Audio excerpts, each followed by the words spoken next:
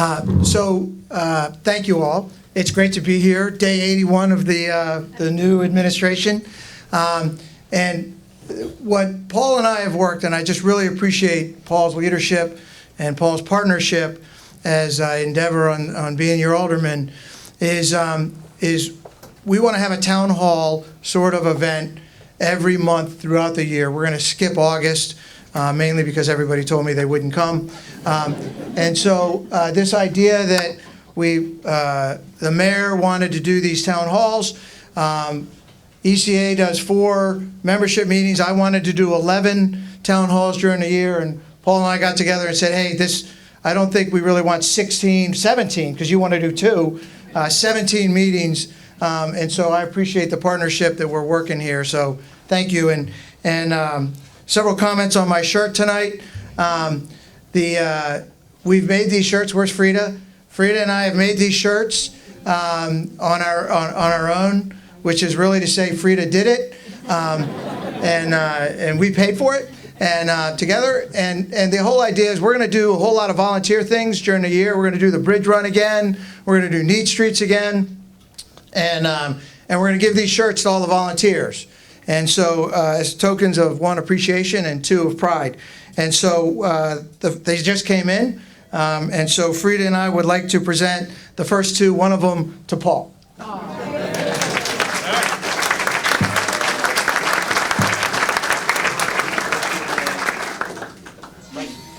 Thank you. Thank you very, very much, Frank. I will wear it with pride. There you go. So I just want to say a couple things real briefly, because as Paul said, we're here for the mayor and his team.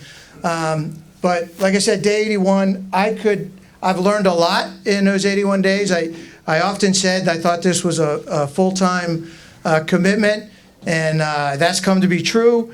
And I've spent a lot of time with this team right here, and I cannot say enough about how I am impressed at the volume of work that I see them do.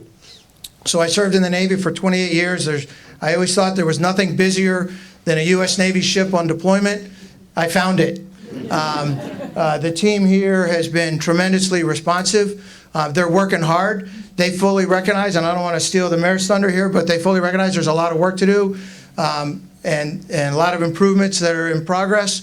But I just, I don't want to name them, but I could literally go down and name every person that I've reached out to learn, to get things done, and the response has been tremendous. As you all know, I sent 5 letters to the mayor on December 2nd, the day after we were sworn in.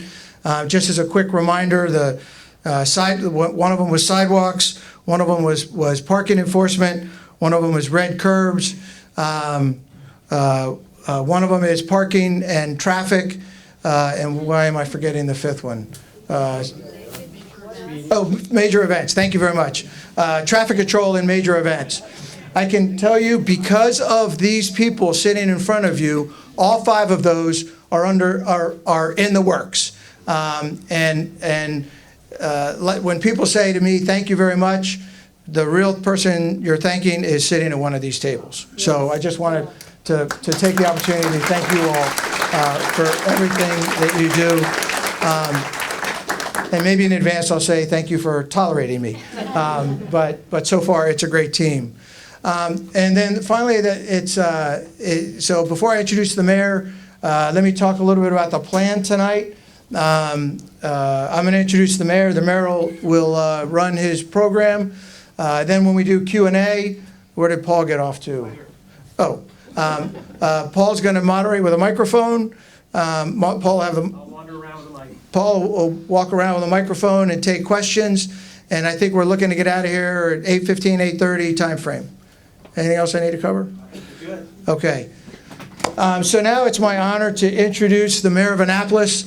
I by mistakenly sometimes call him Jared in public, and we're all trying not to do that, Mayor Littman. But I was so impressed with Jared, candidate Jared, when I got to know him last summer and all that. But I have to tell you, these last 81 days, there is a lot of work to do in the city of Annapolis. And everything was working pretty fast and furious. And then somebody decided that maybe we could handle a snowstorm. And I will tell you, so you have it from my perspective, I felt as an alderman, as your representative in the ward, exceptionally informed and exceptionally supported. Proactively, I mean, emergency management was all over it. If you all saw WJZ-TV, I've gotten hammered and all that because, yes, I did say, well, we all know 410, now I forget it. Yeah, there you go, 410-260-2211. I said it on TV, and everybody's like, are you like Jerry Lewis? And so, but it was a great effort all across. My fellow Navy veteran, Burr Vogel. So anyway, I felt exceptionally supported. The mayor ran routine phone calls. He always answered the phone. Every one of these people answered the phone call through what I called a crisis that we dealt with in the city. So without further ado, I'm going to introduce a man who used to run a hardware store, which I think is really cool that our mayor used to run a hardware store, still has a role in it. But I am honored to be able to serve with Mayor Jared Littman.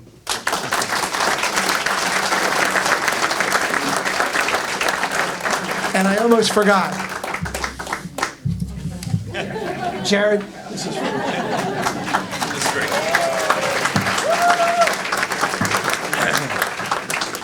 great. You want to get yourself introduced by a Frank anytime you have to speak. Thanks, Frank. I appreciate those warm remarks. First of all, as far as the hardware store, I was talking to Steve. Like, he's a regular. I have no doubt you know the store better than I do at this point. I spend so little time there now. I go in there. I don't recognize some employees. I don't know where to find things. Yeah. So anyway, it's like a foreign trip now. So appreciate all you coming out today. Obviously, cold, rainy night. You all have better things. I am so grateful that you have this interest in your city government. The main point of this event is to show off all of these folks, frankly, and give you a chance to all get to know them. It's so easy in today's environment to be untrustworthy of your government, to just dismiss things that don't go well as, oh, it's that city doing crazy things. And then when you get a chance to ask your questions, like I hope we're going to try to get to as quickly as possible, and you hear some of the tough things that they've all got to balance and we've got to balance together, that you realize it's a lot of hard people and things are always more complicated than you would think they should be or are, and they're intelligent people. And so when you have a challenging question, and I seem to come to Chris on this a lot because as planning and zoning, obviously zoning decisions are some of the most controversial. It's not just making some random decision. You'll hear how he's a very thoughtful, intelligent person, well supported by his colleagues left and right of me. And that's just one example, and I can say the same thing about everybody here. The plan is to do 16 town halls, so 8 this spring, 1 in each ward. These are all geared to be like this. So it's introducing your city government to those who don't know it well. And so I'm looking forward to those questions. And then the 8 next year, I am trying to get those to be more centered around the budget and how your money is spent and how issues that would come up. So different format, different objectives. Those I have more modeled in, if you've ever been to Stuart Pittman's budget town hall meetings, that's my goal for the second half of the year. The town halls themselves are just one of many things we're trying to do to increase, I say customers, you're all customers. Constituents, customers, that's my mindset, is customer service, right?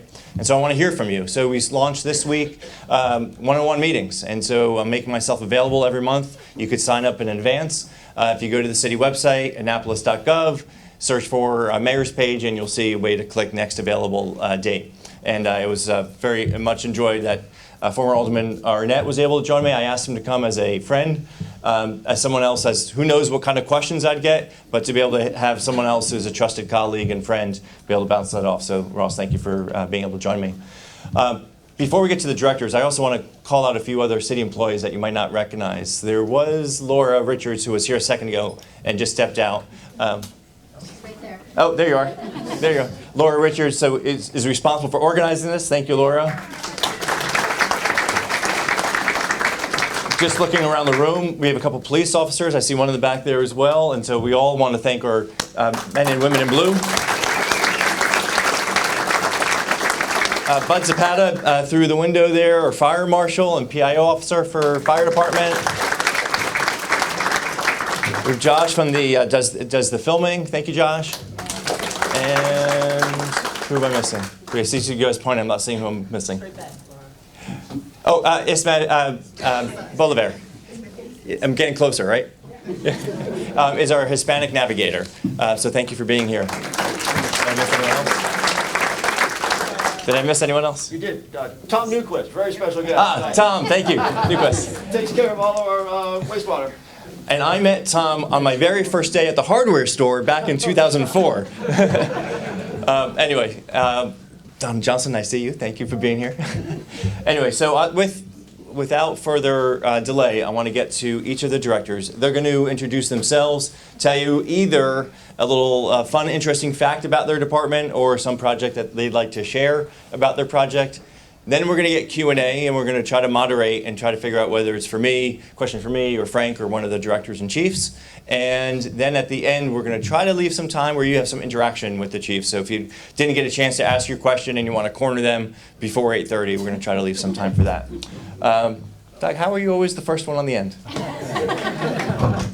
Well then, Doug Romali, Fire Chief.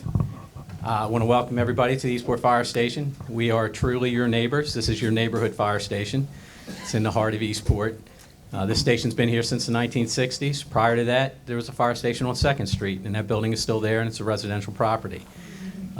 But I do believe that we are your neighbors. The people who live around us, around here, will tell you that. We have a good partnership with this community. We have a good partnership with the Eastport Volunteer Fire Company, and several of their members are here today.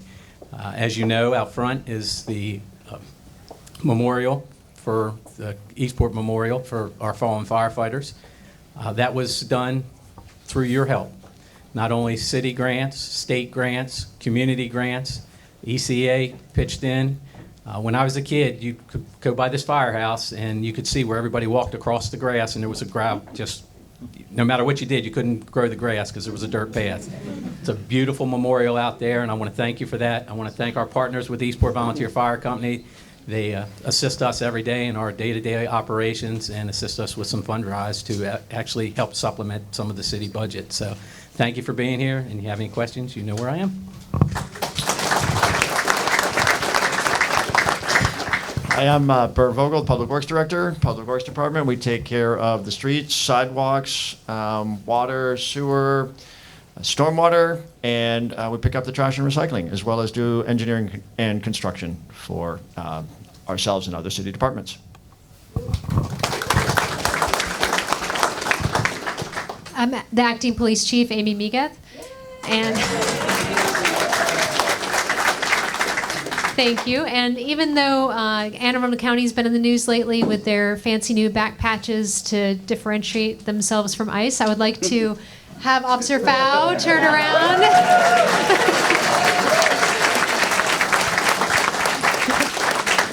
I honestly didn't think about putting out a press release about it, but we will be posting something on Facebook just to make sure people are aware that we added that. Instead of just saying police, it says Annapolis Police now. So.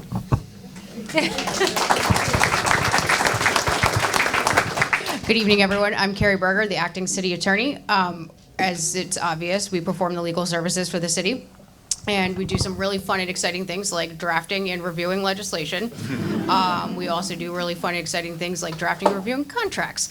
I have I'm blessed to say that I have the opportunity to advise not only the city council, the mayor, but all of these individuals that are sitting up here. We also, if the city gets sued, we represent them, and most importantly, we make sure that everyone complies with city, state, and federal laws.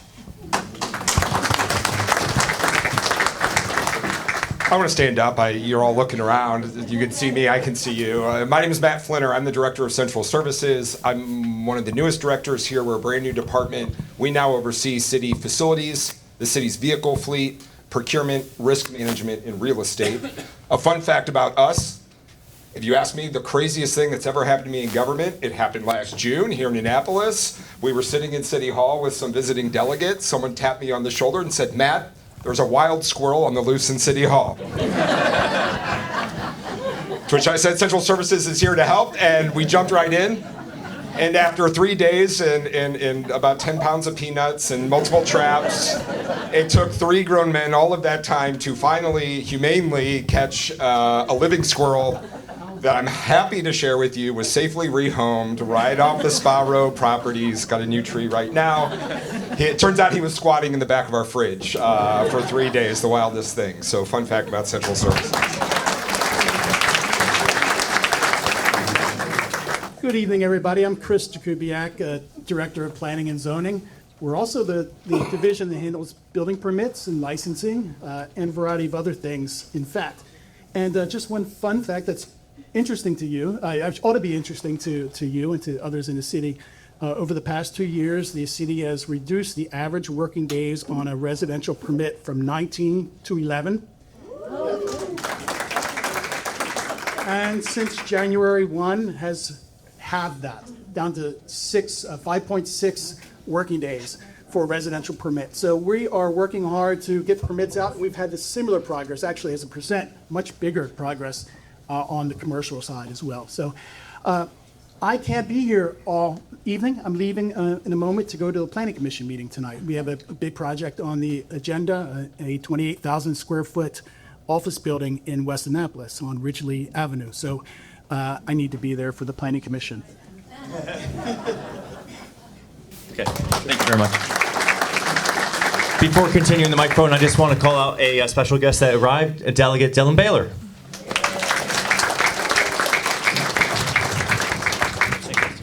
Hi, I'm Victoria Buckland. I'm the acting city manager. If the city is an orchestra, the city manager's office is the conductor. The council and the mayor, of course, write the music that we play, and city manager's job is to make sure that we're playing that music with fidelity. It always takes a village to get anything done, so there's a strong coordination role to the city manager's office, and if everything's going well, we are largely invisible, and that's all right. Thank you guys for being here. Good evening, everyone. I'm Jackie Gild. I'm the Deputy City Manager for Resilience and Sustainability. And what that means is that we have some of our own projects around energy and conservation and quality of the environment, solar, let's see, what else? Everything you think about the environment and resilience building. And I work some of my own projects, but also across all departments, building resilience and putting an environmental lens on everything that the city does. All our projects are policies and programs. I'm also now working more closely with the Department of Recreation and Parks, and the Harbor Master's office reports to me as well, and they keep me quite busy. I'm looking forward to our discussion. I know a lot of you. Eastport is very active and engaged. I work with a lot of you collaboratively, and you certainly keep me on my feet at all times, which is good. It's great. Fun fact is that I receive more calls about Fox than from Eastport than any other ward, negative and positive. The city does not trap Fox, just so you know. Call DNR.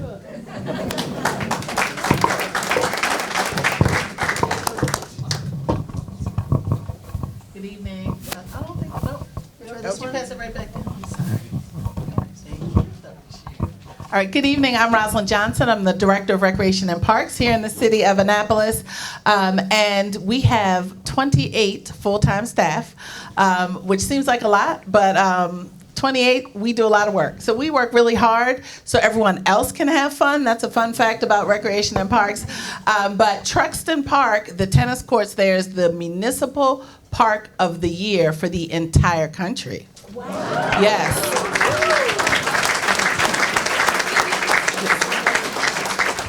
And eggs, eggs, and eggs. We have 18,000 eggs in our offices right now, getting ready for our adult Easter egg hunt and our child Easter egg hunt. The adults will have much less, but they're major prizes.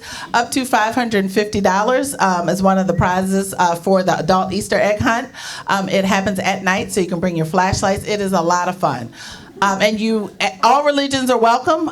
They're plastic Easter eggs, so we would love to see you there. And then for the children's Easter egg hunt the following weekend, it's going to be about 17,900 eggs, and they will be gone in less than 5 minutes. The children are like vacuum cleaners, so please bring everyone out. It's my favorite price. Free. Free. For the children, not for the adults. Thanks, Ross. I'm Marcus Moore. I'm the Director of Transportation and Parking for the City of Annapolis. Our agency has about 55 employees. We do obviously ride the buses, and we provide oversight guidance to our 2 parking contractors. We fix a lot of our buses in-house versus sending them out. One exciting fact about us is we took delivery of our 2 first fully electric buses last June, and we have 2 more smaller ones that are on the way coming this summer.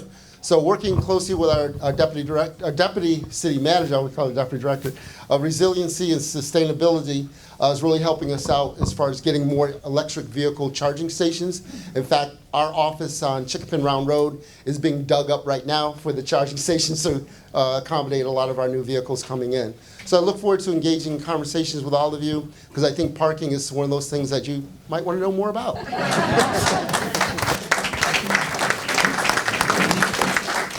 Hi, I'm Brian Packlin. I'm with the Information Technology Department for the city. We work largely behind the scenes, providing software and hardware support, maintenance and development. The parts of the services that we render that you interact with most is we support the city website, all the public-facing portions of that. Our webmaster also coordinates with the public information officer for social media content. And yeah, that's about it. Thanks.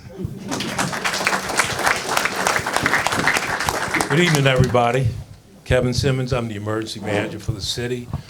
I coordinate emergencies, disasters, and crisis. We bring a lot of grant money to the city, at least we were until this new administration came in, but I'm hoping that will come back. We have about 50 plans, emergency plans, that we keep up with to keep everybody safe. So enough about me. I love ECA. And you want to know why? I like the picnic. But no, I love ECA because about 10 years ago or so, I got a call in my office that said an elderly woman that lived at 313 Eastern Avenue, remember that? She was without heat, and it was the dead of winter. It was really cold outside, so I went over to her house. She invited me in. Miss Marguerite, very nice woman, if you guys remember Miss Marguerite. Very nice woman, very sweet. She invited me in, walked through her house. It was freezing in there. It was freezing. And it got to her kitchen. It was this big gaping hole in the middle of her kitchen floor, right? And then I found out that she didn't have any hot water as well. So I'm trying to figure out how I'm going to approach this and what I'm going to do with this. So I thought to call ECA, and Vic Pasco was the president at the time. And I put my head together with Vic, and we came up with a GoFundMe or something of that manner. And the response was phenomenal. It was phenomenal. We had enough funds that we fixed her heating, we fixed her hot water, we took care of the hole in the kitchen, and some other stuff that she needed done. She was 85 years old, and she didn't have a whole lot of family support, and she was doing everything for herself. So you can tell the character of a community on how they treat their vulnerable population, and I don't question your character at all.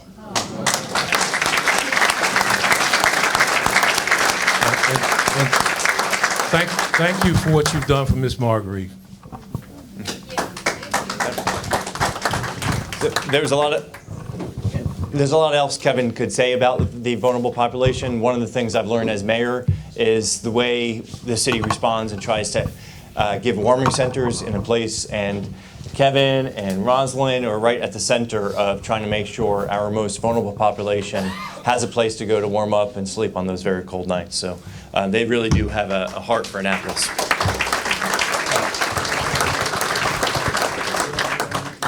So with that, I think we can start some questions. I know you guys are very mild and you usually don't like to speak up, but we'll see if we can coax a few questions out of you. Who would like to start? Frida. If you would just be kind enough to wait till you get the microphone, because this is being recorded. I don't need the microphone. Yes, you do. But I'll use it anyway. And you know what I'm going to ask about. I do. I want to know what is up with the stupid Eastport Electric Ferry BS. Not one person in this room asked for that. And why are we even proposing this and looking at the charging infrastructure and the landing site improvements? Please kill this project.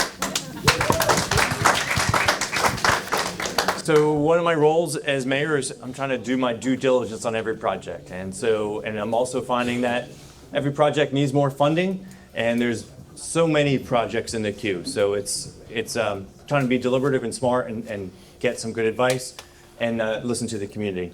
So the ferry project. This is a grant that the prior administration applied for and received permission to get for $3 million. So what Frank likes to call other people's money. And so that money of the $3 million, it would provide for the end of 5th Street, a new bulkhead, and upgrading to have that street end park be more usable for you all for lots of boating needs. And it provides 2 vessels. No longer, the original application was for electric, now they're for hybrid. Change in administration, you can guess why we had to make that change. Anyway, so it'd be 2 vessels, and the routes for one of them would essentially be for the end of the 5th Street to end of City Dock, and then the other one is potentially other locations, and Truxton, Wells Cove, Truxton Park, other locations. So there's pros and cons to this. To your point, I haven't had anyone say, I am looking for better transportation to get from that side to the other side. Heard and agreed. It does provide other people's money for that project, the infrastructure project. So giving up that project and not taking the ferries means that project either doesn't get done or has to use city money.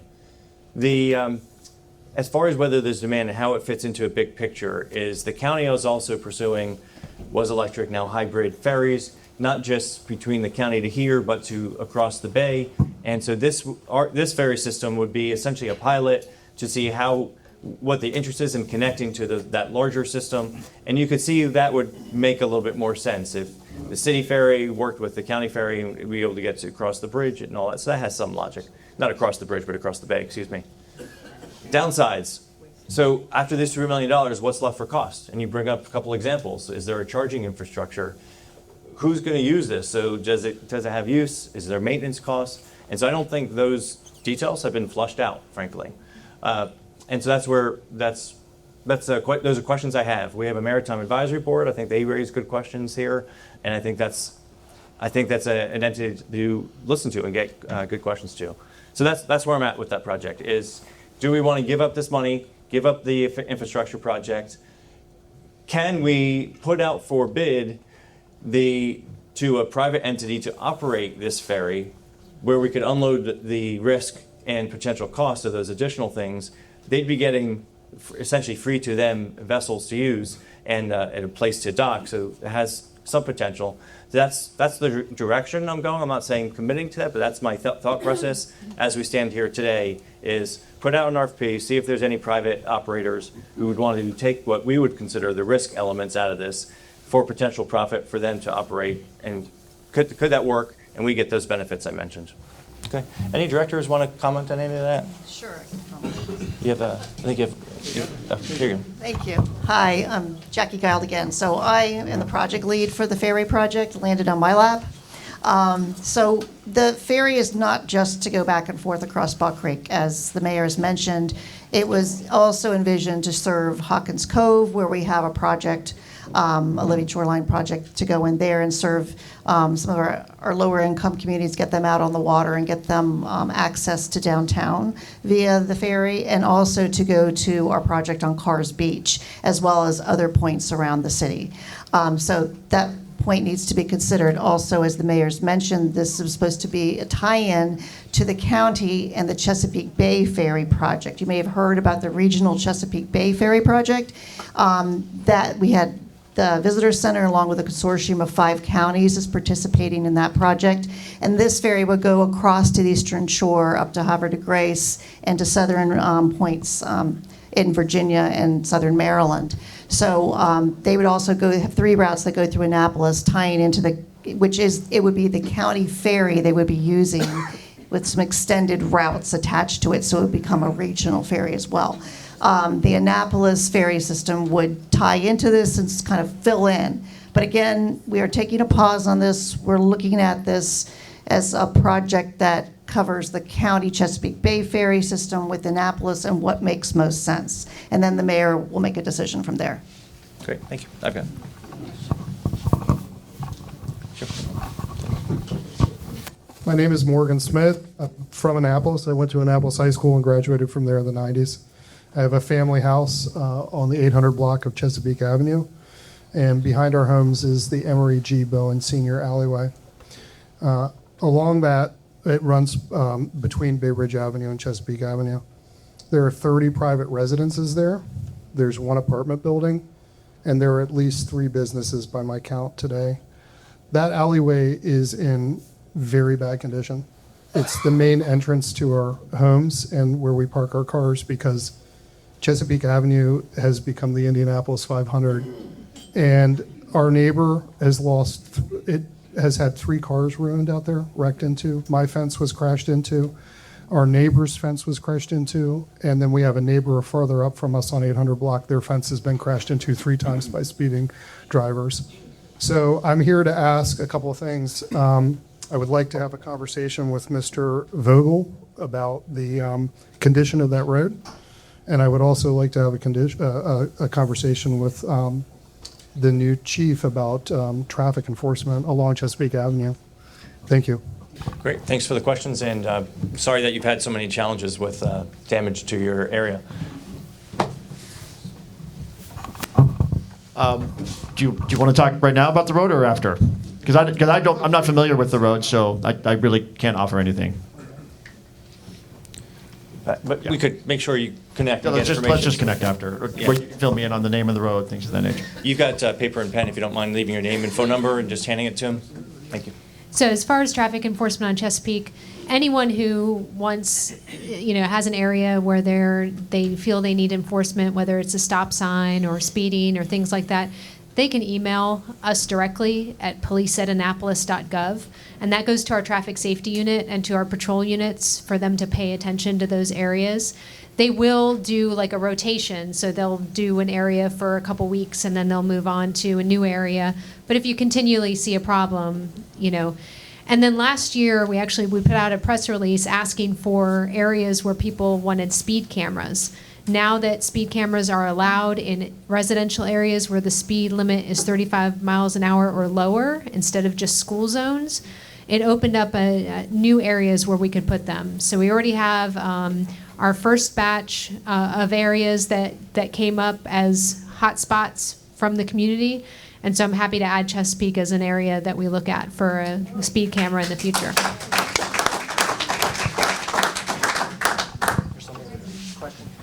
We had a question here first. Hi, my name is Carolyn Richards, and I'm actually a member of the Eastport Volunteer Fire Company, and President Lee just authorized us ordering more chairs. So thanks to those who are standing. My question is to Acting Police Chief Amy, I call you. I'd like to understand what your goals are in your acting role, and I would also like to see if you have an update on the robberies that most recently took place on Boucher Avenue between the 900 and 1000 block. And we are also a speedway, as same as Chesapeake. Sure.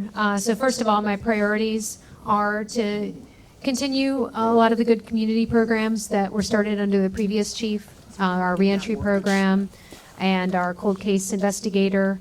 There's a lot of community outreach that was done, the Police Athletic League that I want to see continue.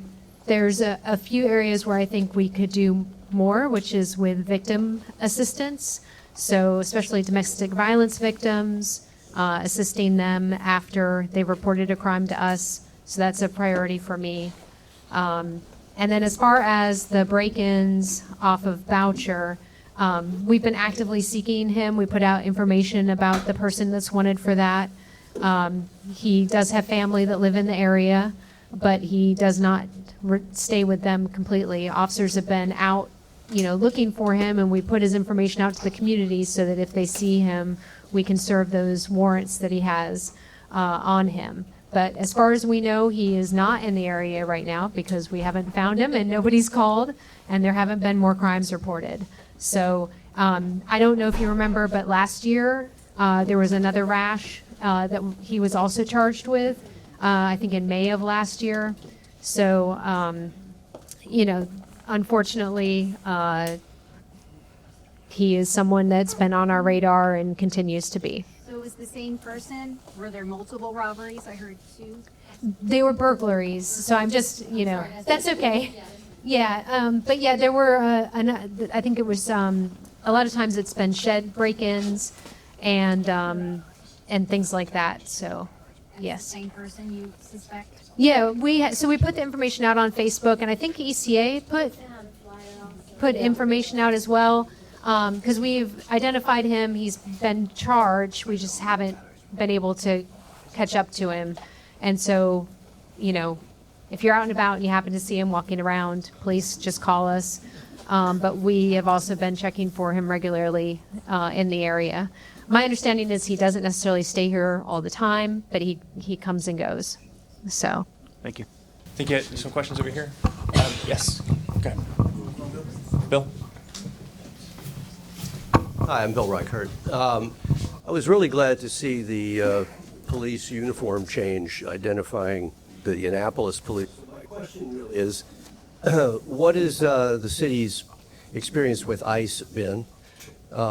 Did the city have an agreement with ICE, which was subsequently withdrawn under the current state order to do that in Maryland?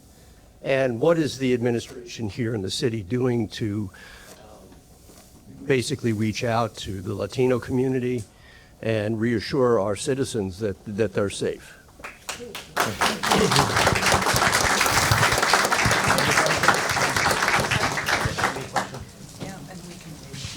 What's that? Okay. I'm going to ask the chief to start, but yeah, and then Director Buckland is going to follow up. Sounds good. So ICE, our relationship with ICE. No, we have never had a 287G agreement with ICE in the past. We have worked closely with some really good ICE agents in the past. We've had issues. We've had issues with gangs in Annapolis, and they have been helpful in those investigations when we're looking at people who are here illegally, who are involved in some very serious criminal activity and murder. They have some really good victim advocates that we've dealt with over the years when it's come to houses of prostitution that we've uncovered. But things change, and certainly the tactics we've been seeing elsewhere are not what Annapolis expects and not what our police department expects. And they don't let us know when they're coming in to do things in Annapolis. So usually I know because I get text messages or phone calls from people about activity, or the fear of it also affects our officers who are out trying to just serve warrants on people if they happen to be in cars that are unmarked and look like they might be ICE, so I get, is this an APD cop or an ICE cop? So I get those emails a lot. And so as far as ongoing relationship, we don't have any investigations going on right now involving them. We don't plan to have any going on with the way things have been going. But that's not to say that we wouldn't have something happen where we need assistance with a gang problem. It's not when we have violent criminals. Sometimes we need to ask for help, but we don't. We charge them by the state, and they go to the detention center. What happens from there is what happens with every case. They go to court in Maryland. So we understand that the community is really nervous right now. So I've gotten a lot of calls this week about officers sitting on Farragut, at Admiral Farragut Apartments. So if you drive out of Eastport on Hilltop, you probably saw a police car sitting at Admiral Farragut Apartments. And people are concerned, why are officers out there? It's a predominantly Hispanic neighborhood. Well, we had an armed robbery there the other night, and we also had some shots fired at one of the apartments that struck an apartment. So it's really important for us to work with the community. So we've been working with the apartment complex management plus the neighbors in the community to let them know that, we know that these violent things happened, and we're here to help prevent those things from happening so that they're not victimized. So, and I understand people's concern when they see that, when they see police activity, especially with the things going on. So everyone's watching out for that stuff, and we're certainly prepared to be there when things happen so that we can try and prevent something tragic. And what would you like the residents to do if they see something that they think might be ICE activity? Yeah, so this is something that we're going to put out more widely because you can call us. If you think it's ICE or you think you don't know if it's us, we have officers who go out and try to serve active warrants, and they don't sit out in marked police cars. They sit in unmarked cars. They sit in unmarked cars, and a lot of times they won't have a shoulder patch visible. They might have their police vest on, but you're not going to be able to see that when they're sitting in a car. And so people will come up and knock on their windows, which is a little disconcerting for them when they're trying to, watch for someone who has a warrant. So you can call our non-emergency line, the 410-268-4141 number, and say, hey, I'm on Chesapeake. I see a Ford Explorer.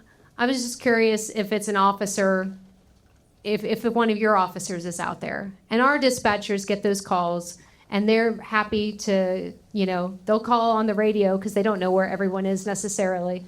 And they'll find out if it's one of ours. If it's not, then we don't always know who's here. Because like I said, ICE doesn't tell us that they're in town, and there's other, Anne Arundel County is free to come in the city. It could be somebody else. But if it's us, we'll let you know it's us. So the other side of that question is obviously the residents themselves. We have had ICE activity here, and there are people whose lives have been impacted by that. So we have, Ismenia Bolivar, who is in the back, and Rocio Smith with the Hispanic Liaison Office. In the Office of Community Services, which actually reports to the city manager's office.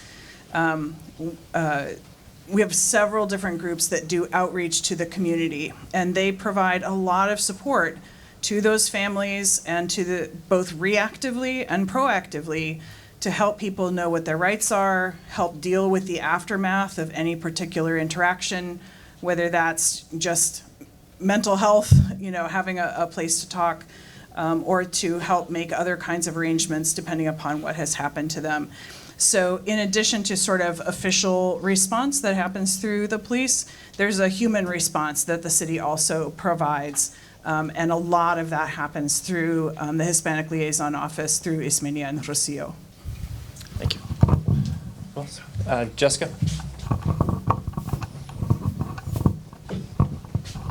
First of all, on that subject, I just want to thank the city for being so proactive and protective of our entire community. We are better for our diversity, and so thank you for supporting all of our residents here in the city of Annapolis. I wanted to get back to the speeding, and one of our neighbors who wasn't able to be here tonight because she's traveling had asked me, and it's a question I have as well. When we talk about speeding, I know crosswalks and stop signs are not supposed to be used as traffic control. However, we are a very heavily pedestrian community. We have roads that are very fast, and we have roads that are lacking a lot of crosswalks, and then we have crosswalks that are basically invisible. Where there were crosswalks, they're no longer there. The paint is really bad, and you can't see them anymore. And it's been now 10 years, I think, since we had our great Eastport study that put together an entire plan for Chesapeake Avenue and Bay Ridge Avenue and putting in new crosswalks. And there are other areas like Boucher, like President Street, where crosswalks and stop signs are really needed because we have so many people that walk.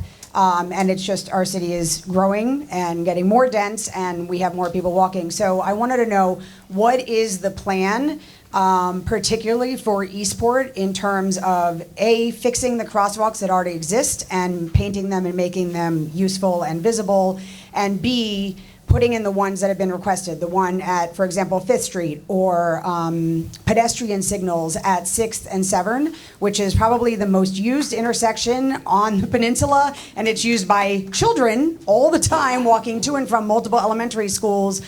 When I asked about that a few years ago, I was told, well, the elderly that walk at Church Circle is a bigger priority than the children that walk at 6th and Severn. So I'm hoping that with the new administration, that can be changed. A sign that says walk on green in English is not a viable answer for that intersection. It has a cross turn signal, all the different things. So pedestrian signals, crosswalk, what is the plan to get this done, and how quickly can we get there? Dr. Vogel? So there was quite a bit in there. I'll just answer two things. Repainting existing crosswalks, that's going to happen, as long as the budget gets approved the way we've submitted it. So some good news. What's that? No pressure. Nope. Well, I mean, this is you, yeah. And it's not. We're not asking for a ton of money to refresh all of our pavement markings, and so that's everything from red curb to center lines to crosswalks to the white stripes on the sides of roads. All of that stuff, as you mentioned, has been neglected far too long. Switching gears to that signal, that's a top priority for us. So those things do take a little bit of time, but the money is in the budget there. We just have to do some design work and get that under contract. And I think Alderman Thorpe has got a lot to say about some of your kind of more strategic things. So maybe he can take the mic here and pile on, because we're going to get together and tackle that 2016 study and pick apart the recommendations that make sense and do those things. He's going to come up. And then, Paul, if you could help the gentleman on the end next after Frank's comments.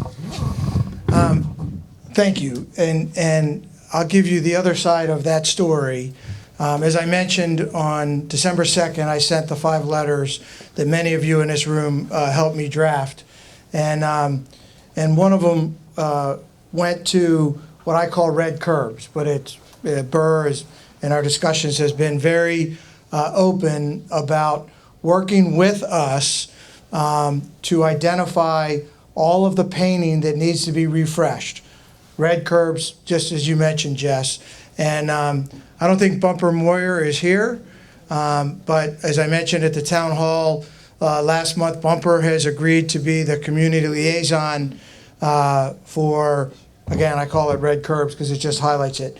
But I want to publicly thank Burr, because every conversation that we have, it's very, how do we get to a solution as quick as we can? And so working together on the budget, as a member of the Finance Committee, I can assure you we're going to do everything we can that budget will not be a problem for this, because Burr's identifying the costs. Did that answer the first part? Because now I'll answer the second part. So there's no question about it. We've got to get them painted, and I think we're tracking in the right direction. The second part, and I'll handle it big picture wise first, and then mention a couple specifics. As Jess mentioned, there's a 2016 traffic study, a 2018 parking study, and there's a bunch of studies before then that I could ask people in here who had a part of that, and probably half of you would raise your hands that you had a part of one of those studies. And so just today, the acting city manager and I had a long discussion and really basically took it to the next step to have this series of meetings that we're going to have. We're not studying it anymore. We're going to put together a plan. And right now, the plan is to start at First Street and have mini town halls focused totally on identifying what problems are there today, based on those studies that exist, and based on any new problems that exist. And again, I'm learning a lot from Burr. He asked me, he says, let's identify the problems. Let's focus on the problems before we focus on the solutions. Because the city has a tremendous level of expertise. Burr's got a couple people working for him who do this for a living, a traffic engineer by title, right? And so we'll go, and these recommendations, by the way, talk about making some of the streets one way. Well, that sounds good. And then on the other hand, there's some challenges. So Vicki and I spoke today about we've got to get to the point of what can we live with. We're not going to get perfect solutions, but we are going to commit the city's resources, time, talent, treasure, to ensure that we go street by street. 1st through 6th will be the first effort.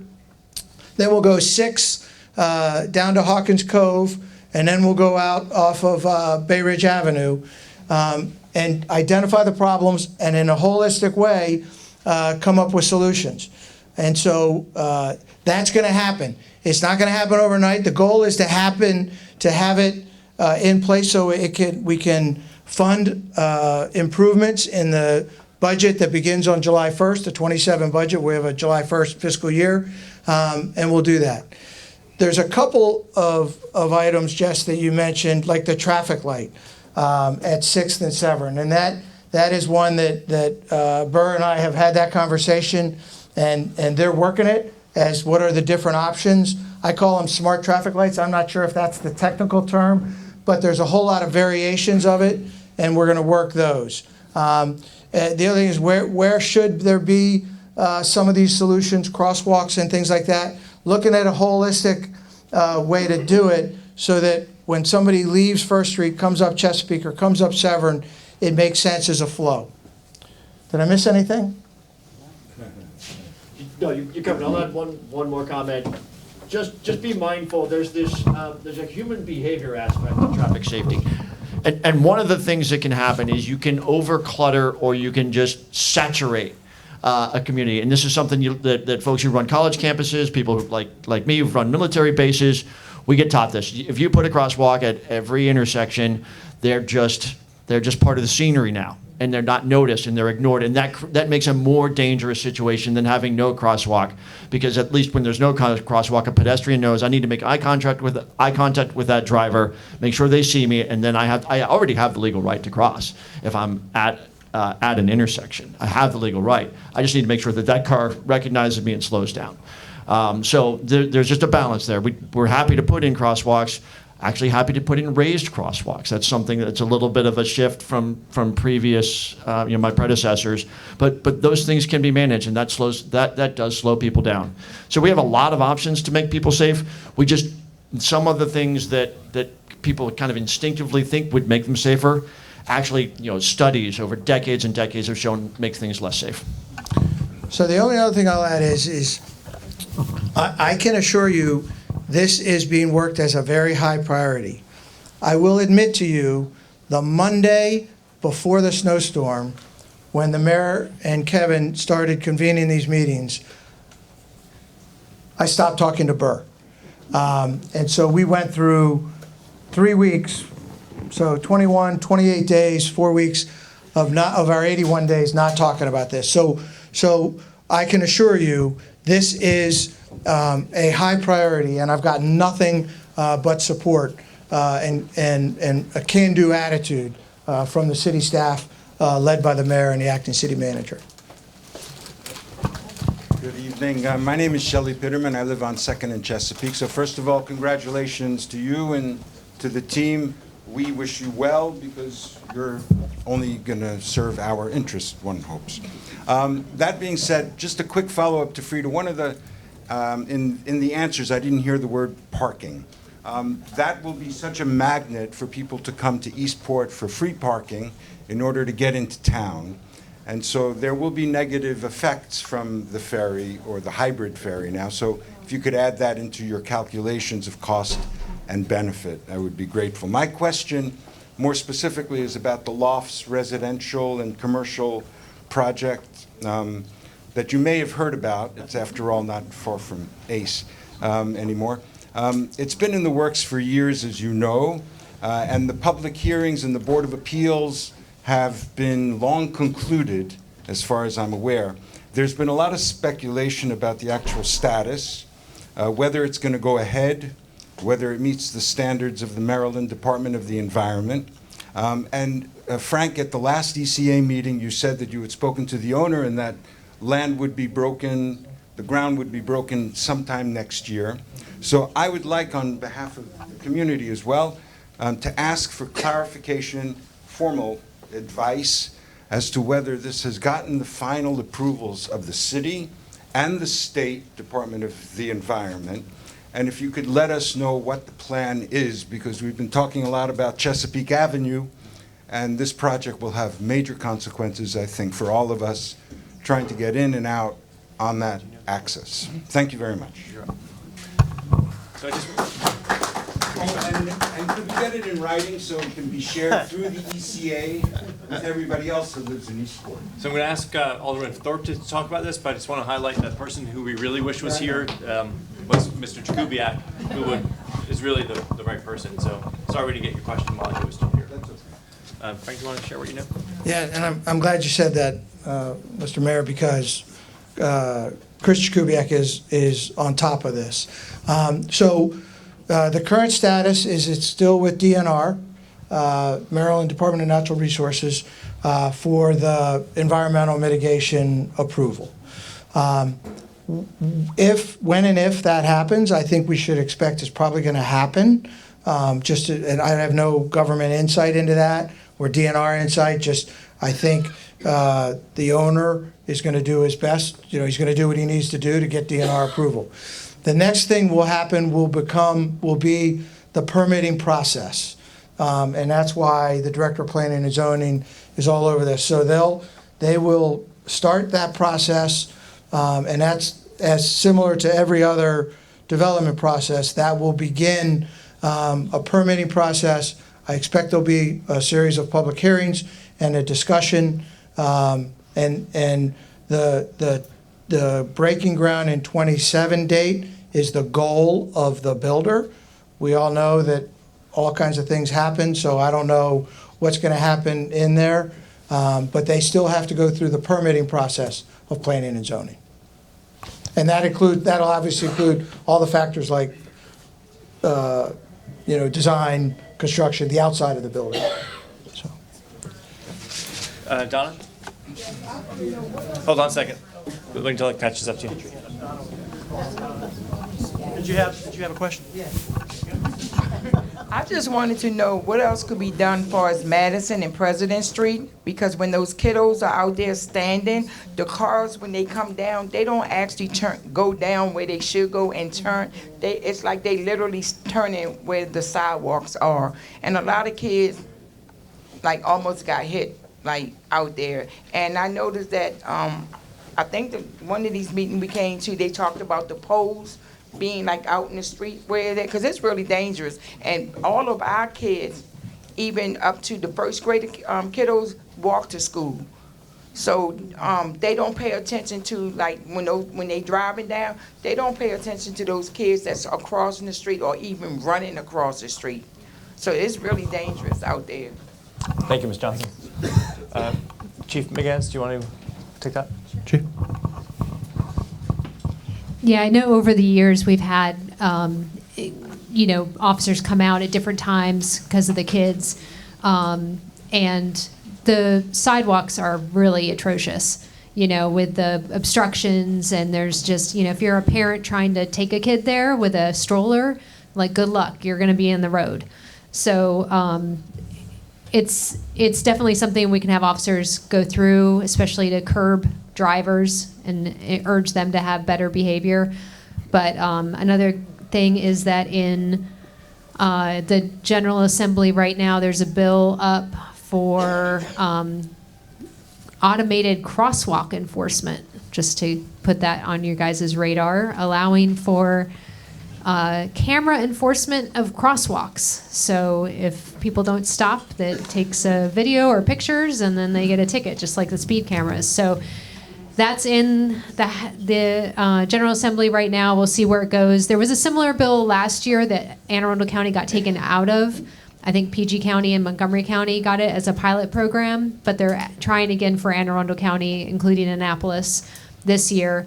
And that's something that will definitely slow people down, because between the speed cameras and the crosswalk cameras, we've seen that the cameras that we have currently, the amount of citations we send out goes down. You know, behavior changes. The people who know about the cameras, they reduce their speed. So it is effective.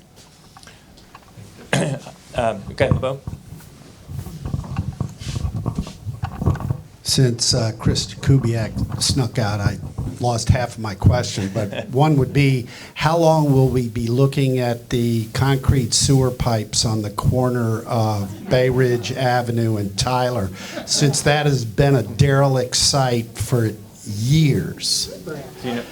Governor Hogan. Yeah, I can take a crack.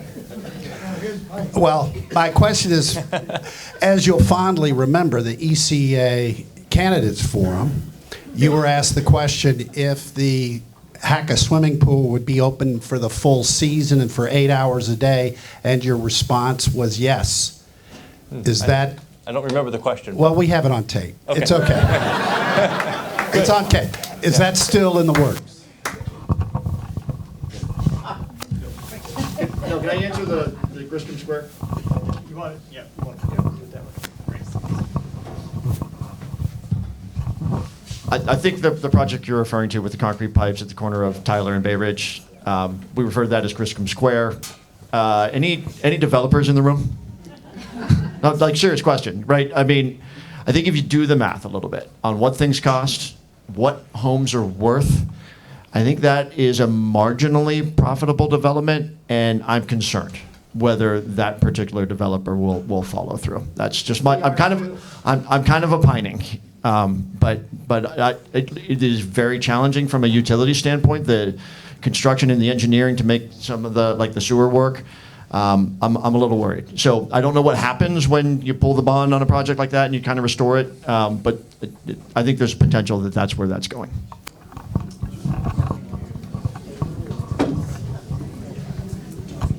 So Hacka Pool. So as you know, for the last 2 years, Recreation and Parks has operated Hacka Pool for Hacka. The council and the mayor were kind enough to put the money in our budget so that we would be able to afford to operate it.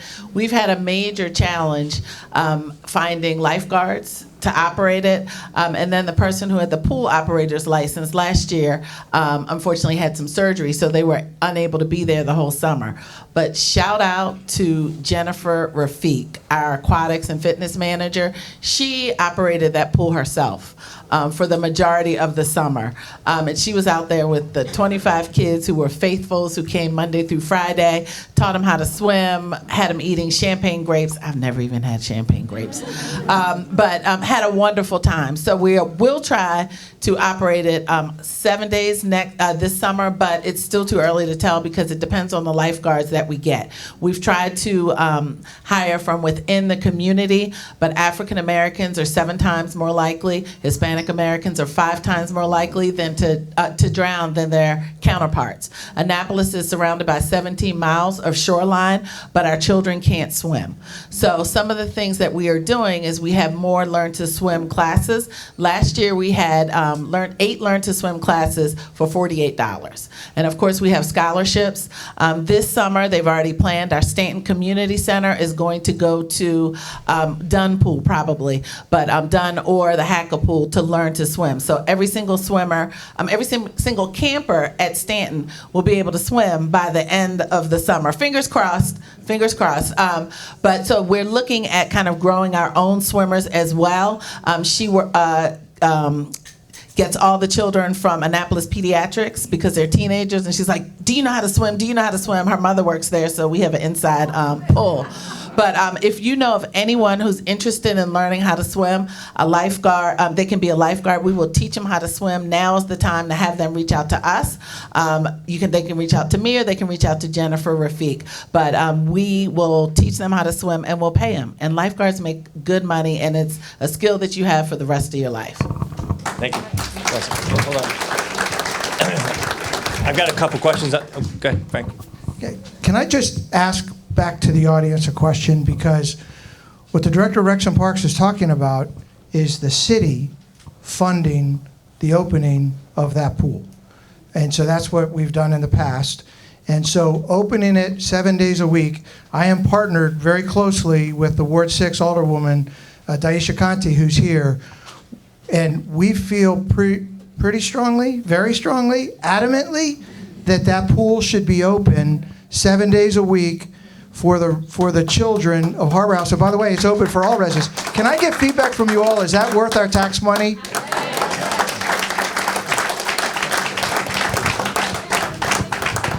I've got a couple of questions for some directors that haven't had a chance to speak up. So, go ahead. I did forget to mention Okay, that. And what we've worked out with Hacka, if you go to Dunn Pool, you have to pay. If you go to the Hacka Pool, it's my favorite price. Free. So just want to let you know that. Thank you. Hold on to that. So a couple questions for some directors who haven't had a chance to answer your questions. Marcus Moore, transportation. So I have a couple prepared questions for you, but this is an Eastport specific audience. So can you talk about some of the transportation options that you provide that serves this community? Yeah, can you hear me okay? Thanks, Mayor, for asking. As you probably know, we have a fixed route system. We're piloting on-demand microtransit system that services this area on Sundays after 7 o'clock, Monday through Saturday. And we're looking at expanding it a little bit more. It is a pilot, 3-year pilot that's halfway through this particular time.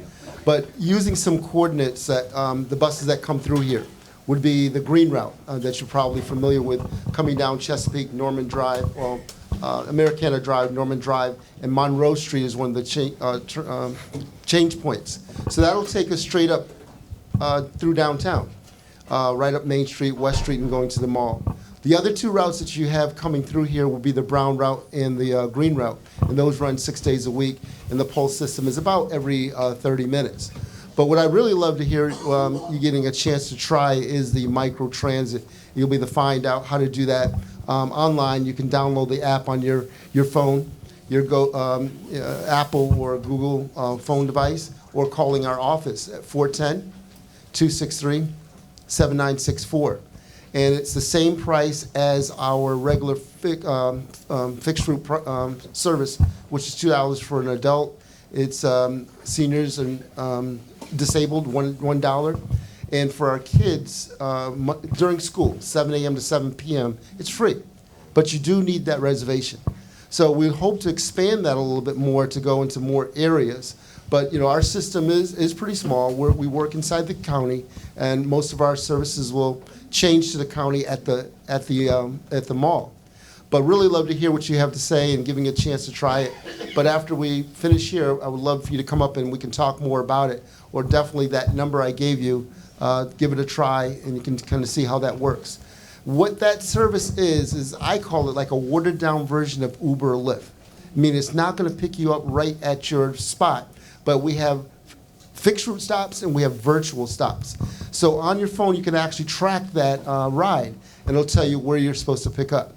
Our goal is once you've made that reservation that we will be there within 20 minutes. And one of my coworkers is, I think he is still here, Mr. Will Rao. Is he still around? There he is. We've made some video, and Will does star in this video that we'd love for you to see. It's go time. And he did a really good job, and we put this out. This summer will be 2 years. It's very easy to use, and I think you really like the service. The smaller buses called cutaway buses that around town. But one of the interesting things I didn't tell you about is called the Magenta Shuttle. That's one of our free services that we started out. We realigned the circulator. It runs every single day, starting at Park Place. So it starts at 6 o'clock in the morning, Monday through Thursday, and it concludes at 11 p.m. On Friday at 6 o'clock in the morning until midnight. Saturday is 8 o'clock in the morning to midnight. Sunday is 8 until 8. It's the Barney bus, the purple magenta shuttle. There's established stops.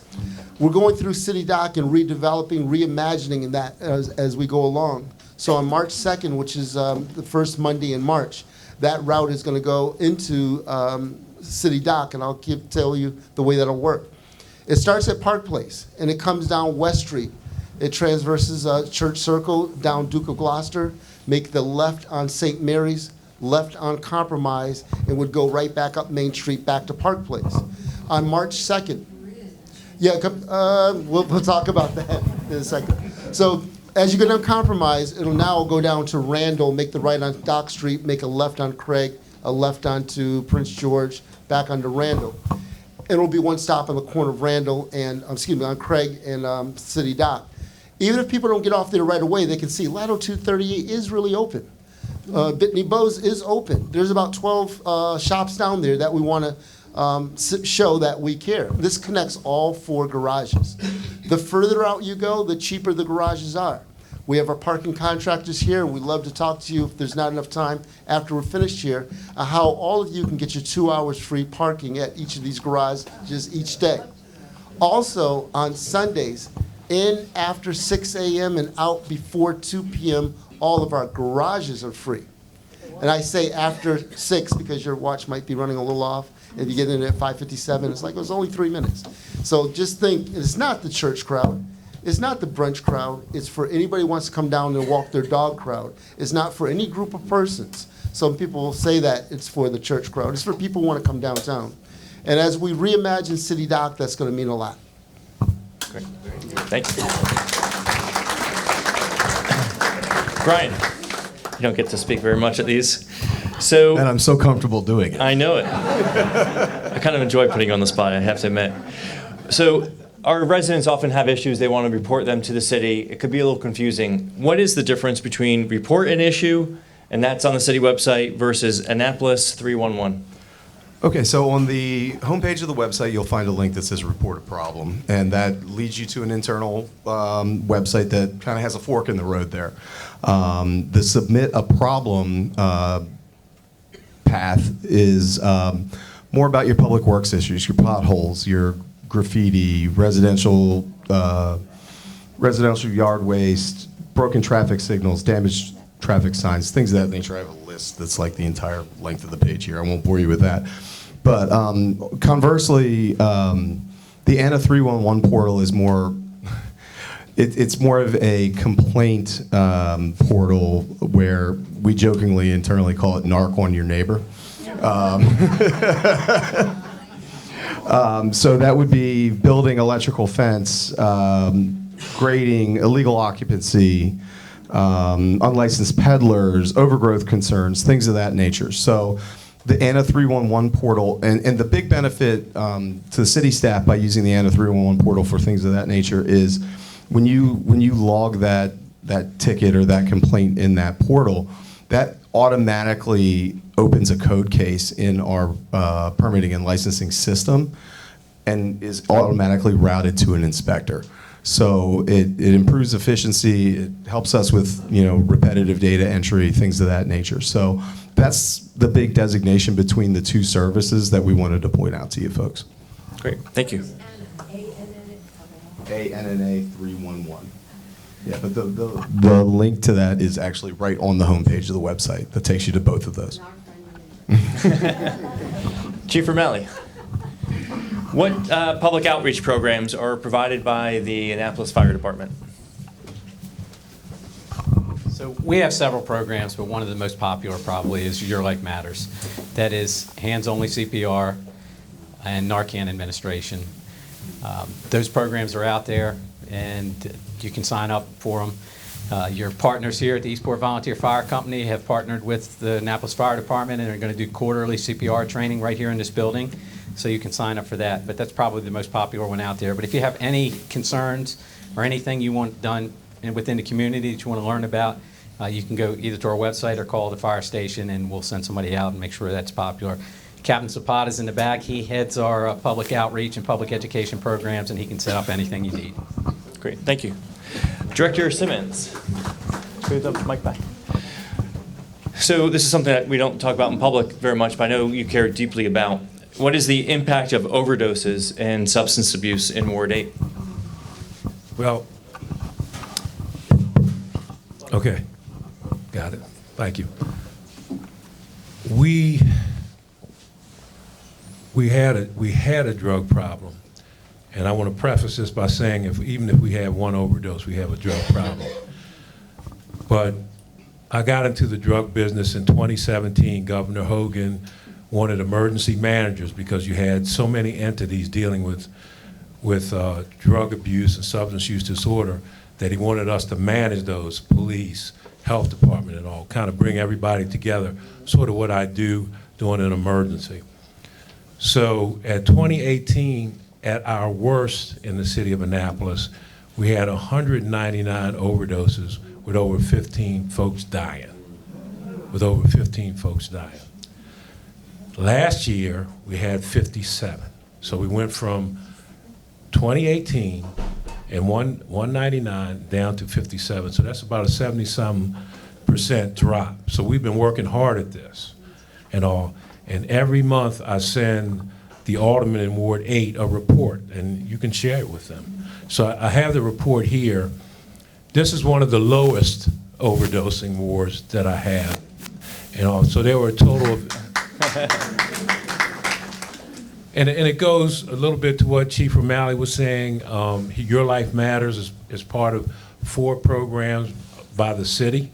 Your Life Matters, the police department has one, OD Free Annapolis, and OEM, Office of Emergency Management, and we have NAM in the mayor's office, Naptown Anti-Dope Movement from the mayor's office. So in Ward 8, there were 8 overdoses last year, and 6 of them, Narcan was used. So every time somebody kind of went down on an overdose, somebody was right there with Narcan. So all of this training, all of this Narcan that we distribute and all is having an effect. The majority of the overdoses were males. The average age of an overdose victim in 2025 in Ward 8 was 44 years old. And that goes back to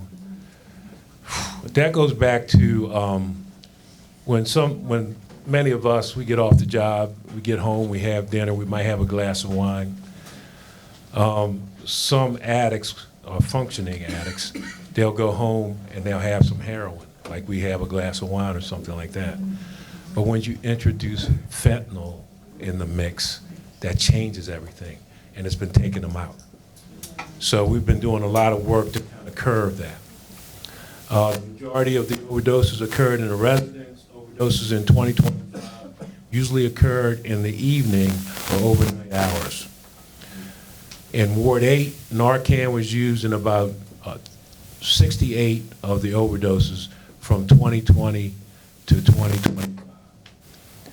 Since 2022, fatalities have declined with 0 deaths reported in 2022, 2024, and 2025. So overdose deaths in Ward 8 is considerably down compared to some of the other wards. This is one of the lowest overdosing wards. Again, if we have one overdose, that's one too many. That's one too many. So if I can answer any questions, I'll be around after. Again, this is the report I send out to all the persons for their ward. You're welcome to distribute that to ECA. I love ECA. In a moment, I'm going to ask to give a round of applause for all of them, but I just want to point out that the myth of the government employee who just works a 9-to-5 easy job is shattered by each one of these individuals. They will still be reporting early tomorrow morning. They report early this morning, work until 8:30 at night. And it's not just for this town hall, and I appreciate you all coming out for the town halls. It's committee meetings. We have 8 different committees that meet often very night. It's the council meetings twice a month at least. It's work sessions that we start at 5 o'clock on Thursdays. It's all the extra events when we ask them to be out and about. My goal is for them to continue to be out and about, but I just want you to appreciate how hard they're all working. They're professionals. They know what they're doing. None of us are perfect. No one here is perfect, but we're all really working hard. So with that, will you please give them all a round of applause?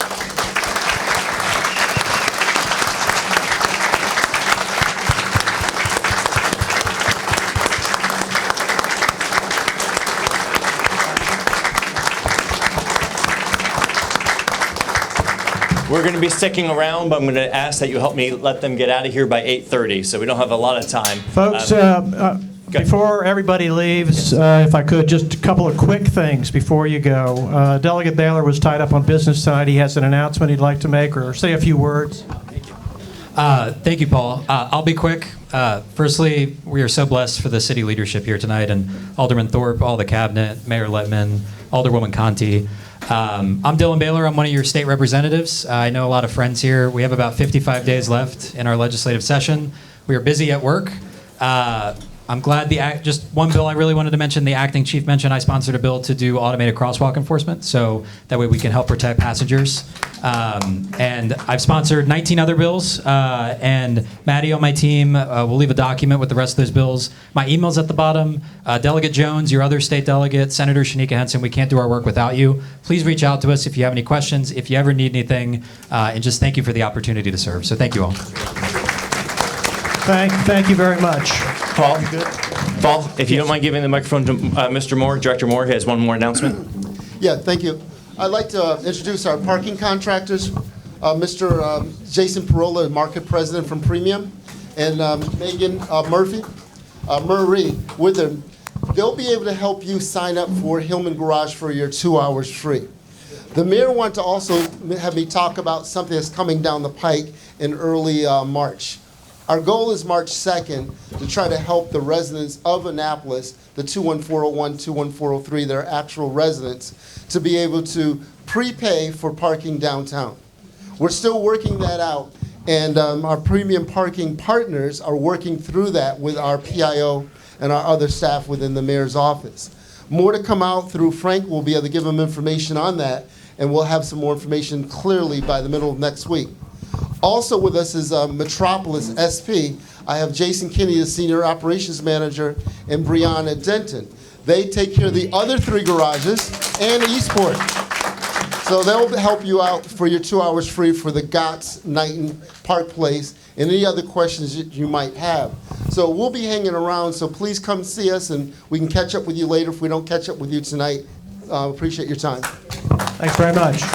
So let me just add my goodbyes, and I have 3 messages. One is thank you.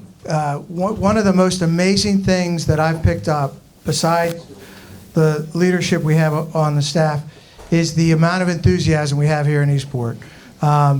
We are a part of Greater Annapolis, but I look at this crowd and the enthusiasm we have, the amount of people who have reached out to me and volunteered and being part of our community liaison program. So thank you to you all tremendously for wanting to make our paradise even better. The second thing I would say, there's been a couple mentions here of putting out information. I'm guessing, especially after the snowstorm, most of you are on my email list. If you're not, shoot me an email. This is the easiest way. Aldthorpe, A-L-D, Thorpe, T-H-O-R-P, at annapolis.gov, and I'll add you, because there is a lot of good information that I'm trying to put out on that. We'll have one out tomorrow, and I'm right now trying to not talk about the snowstorm in that email. So that's the second thing, is please let me know if you want to be on the email list.